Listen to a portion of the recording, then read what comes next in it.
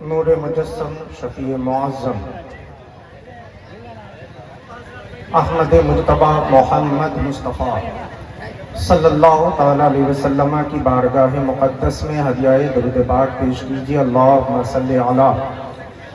سیدنا و مولانا محمد معدن الجود والکرم وآلہ الکرام وابنہ الکریم وبارک وسلم کما تحب و ترضى بأن تصلی علیہ صلاة و سلاما دائما علیک یا رسول اللہ، صلاة و سلاما دائما علیک یا حبیب اللہ۔ عزیزان گرامی وقار، دو چار منٹ کے لیے آپ کی توجہ کا طالب ہوں۔ نہ تو میں کچھ بیان کرنے کے لیے آیا ہوں، نہ تقریر نہ خطاب، بلکہ اس بابرکت اور مقدس عرس کی تقریب میں اپنی حاضری درج کر کے فیضان خلیفہ قطب المشائخ سے مالا مال ہونے کے ارادے سے آیا ہوں، اور حسن ظن میرا تو یہی کہتا ہے کہ یہاں جو بھی آیا ہے وہ اسی جذبے اور عقیدے سے آیا ہے کہ آج فیضان مخدوم پاک سے ہم سب کی جھولیاں بھری جائیں گی، اس لیے کہ اللہ والوں کی نگاہ سے ہم اور آپ دور نہیں ہیں۔ یہ تصور کر کے بیٹھے کہ ہم یہاں بیٹھے ہیں مگر کچوچھا مقدسہ سے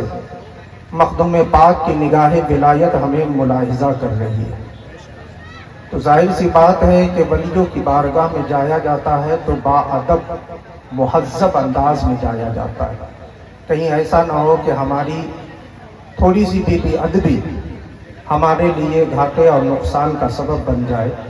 لہٰذا سراپا عقیدت اور محبت کے ساتھ بیٹھیں، اور جو بھی یہاں آئے وہ ہمارے لیے، آپ کے لیے لائق ادب و احترام ہے کہ حضرت زید بن ثابت رضی اللہ تعالیٰ عنہ نے نماز جنازہ پڑھائی۔ جب نماز جنازہ سے فارغ ہوئے تو حضرت عبداللہ ابن عباس رضی اللہ تعالیٰ عنہما، جانتے ہیں نا یہ کون ہے؟ یہ ہمارے سرکار کے چچا کے بیٹے ہیں، یعنی اہل بیت میں سے ہیں، آل رسول ہیں۔ حضرت عبداللہ ابن عباس رضی اللہ تعالیٰ عنہما آگے بڑھے اور حضرت زید ابن ثابت کے لیے جو سواری لائی گئی اس کی رکاب تھام کر کے کھڑے ہوئے، تو حضرت زید ابن ثابت لرز گئے کہ آپ اور میری سواری کی رکاب تھامے، آپ حضور کے چچا کے شہزادے ہیں، یہ مجھے سے برداشت نہیں ہو رہا۔ تو حضرت عبداللہ ابن عباس نے فرمایا تھا، یہ میں نہیں کھڑا ہو رہا ہوں بلکہ میرے حضور نے مجھے یہ تعلیم دی ہے کہ اپنے علم والوں کا احترام کیا کرو، اپنے علم والوں کا احترام کیا کرو۔ حضرت زید بن ثابت نے جب یہ سنا تو حضرت عبداللہ ابن عباس کے ہاتھوں کا بوسہ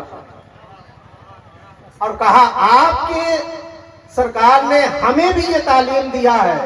کہ میرے اہل بیت کا بھی احترام کیا کرو۔ تو ہم علم والوں کا بھی احترام کرتے ہیں اور سرکار کے گھر والوں کا بھی احترام کرتے ہیں۔ ہم سب یہاں بھکاری بن کر کے آئے ہیں، اور یہ یاد رکھے کہ ادب ہی انسان کو ترقی دلاتا ہے، ہاں، ورنہ سجدوں سے کچھ نہیں ہوتا، تسبیحوں سے کچھ نہیں ہوتا، وظیفوں سے کچھ نہیں ہوتا۔ اگر ہوتا ہے تو پھر ایک سجدہ اگر ادب کے ساتھ کیا جائے تو اوج ثریا کی بلندیاں اس کے سامنے کچھ نہیں ہوتی۔ تو ہم محبت سے بیٹھے، میں نے جو آیت کریمہ پڑھی اس کا لب و لباب بھی خلاصہ اور ماحصل بھی یہی ہے کہ ساری دوستیاں، سارے رشتے، سارے ناطے دشمنی میں تبدیل ہو جائیں گے قیامت کے دن۔ ہماری دوستیاں ہیں نا، ہماری یاریاں ہیں نا، کسی کی ہوٹل بازی تک رہتی ہے، کسی کی چائے خانے تک رہتی ہے، کسی کی پان دکان تک رہتی ہے، عجب عجب قسم کی یاریاں دوستیاں ہوتی ہیں، لیکن اللہ کا قرآن کہہ رہا ہے کہ او دنیا دار ذرا سنبھل جا، موقع ہے، اگر دوستی ہی بنانی ہے نا تو دنیا والوں سے مت بنا، بلکہ دین والوں سے دوستی کرے گا تو قیامت میں بھی یہ دوستی سلامت رہے گی۔ ساری دوستی دشمنی میں بدلے گی، مگر ایمان والی دوستی، تقوی والی دوستی، پرہیزگاری والی دوستی قیامت کے دن بھی محفوظ رہے گی، سلامت رہے گی۔ بلکہ مولا کائنات علی المرتضیٰ رضی اللہ تعالیٰ عنہ فرماتے ہیں کہ ایک مومن دوسرے مومن سے محبت کرے، اگرچہ ایک دوسرے کی کبھی ملاقات نہ ہوئی ہو، ایک مشرق میں رہتا ہو ایک مغرب میں رہتا ہو، لیکن اس محبت کا اجر اسے اس طرح ملے گا کہ قیامت کے دن اللہ تبارک و تعالیٰ دنیا میں ایمان کی وجہ سے محبت کرنے والوں کو قیامت کے دن اکٹھا کر کے اٹھائے گا، قیامت کے دن اکٹھا کر کے۔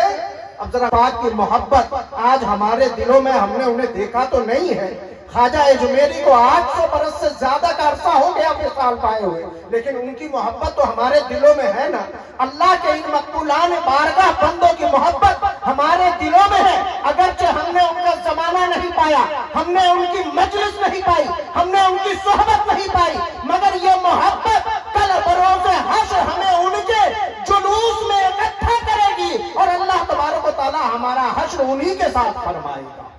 تو اگر ہم دوستی کریں تو اللہ والوں سے کریں، محبت کریں تو اللہ والوں سے کریں، اور جس سے بھی کریں تو اللہ ہی کے لیے کریں۔ یہ نہیں کہ ہمیں چائے پلاتا ہے یہ میرا پیارا دوست ہے، ہمیں بریانی کھلاتا ہے ہمارا جگری دوست ہے، نہیں، یہ ساری چیزیں الگ ہیں۔ یہ دوستی ہو تو اس لیے ہو کہ میرا دوست ہے میں اسے برائی نہیں کرنے دوں گا، میرا دوست ہے میں اسے بہکنے نہیں دوں گا۔ مولا کائنات علی المرتضیٰ رضی اللہ تعالیٰ عنہ فرماتے ہیں کہ جس نے دنیا میں صرف دنیا کے لیے محبت کی ہوگی، ایمان کا کوئی رشتہ نہیں ہوگا، دونوں میں سے اگر کوئی مر جائے تو وہ اللہ کی بارگاہ میں کہے گا مولا میرا دوست میرے پیچھے رہ گیا ہے، تو اسے بھی میری طریقے سے میرے ساتھ اکٹھا کر دے، اس لیے کہ تھا تو میرا دوست مگر مجھے کبھی برائی سے منع نہیں کرتا تھا، مجھے گناہوں سے روکتا نہیں تھا۔ لیکن وہی جس نے دنیا میں دوستی کی ہوگی دین والوں سے، جس نے دنیا میں دوستی کی ہوگی تقوی والوں سے، جس نے دنیا میں صحبت اختیار کیا ہوگا پرہیزگاروں سے، تو وہ اللہ کی بارگاہ میں فریاد کرے گا مولا میں اپنے پیچھے اپنا دوست چھوڑ آیا ہوں، وہ میرا ایسا پیارا دوست تھا کہ مجھے برائی کے قریب بھی نہیں جانے دیتا تھا، مجھے گناہوں سے روکا کرتا تھا، نیکی کی دعوت دیا کرتا تھا۔ اے اللہ آج جو تو نے مجھ پر انعام و اکرام فرمایا ہے ویسا ہی انعام و اکرام میرے دوست پر فرمانا، اور میرے ساتھ ساتھ اسے بھی اپنی رحمتوں کا سایہ عطا فرمانا۔ پتہ کیا چلا کہ صحبت سالے ترا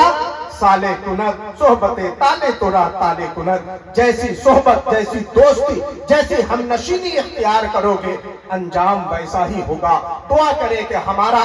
دنیا میں پل پل گزرے اللہ والوں کی یاد میں گزرے، اللہ والوں کی صحبت میں گزرے، اور ہمیں ان مقدس علماء کی سرپرستی حاصل رہے تاکہ ہم گناہ اور برائی سے بچے رہیں۔ یہ ہمارے وہ